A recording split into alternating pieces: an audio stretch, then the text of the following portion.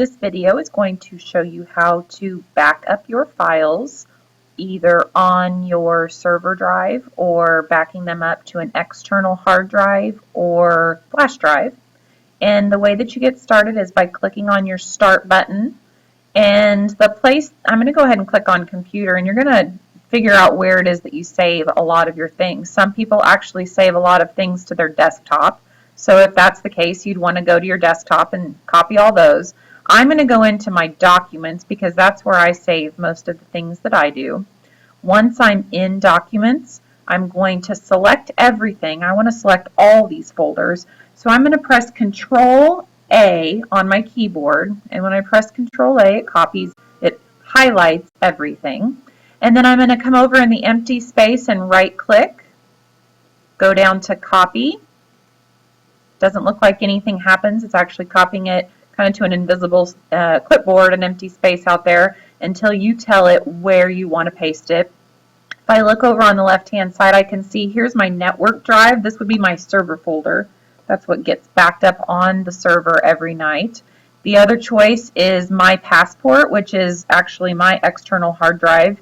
You can decide where you want to save it. I'm going to click on my server folder for right now. And you have a couple choices when you are pasting something. You can either replace everything that is a newer version, or you can start with a clean slate and delete everything and paste it all fresh from scratch. That does take a little bit longer because you are copying every file. So I'm not going to do that. I'm just going to actually right click out here in this empty space and click Paste.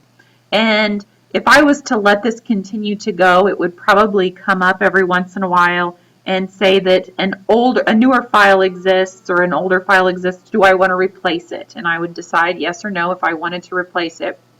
I'm going to go ahead and click Cancel and get out of this because I'm not going to take the time to let it completely go.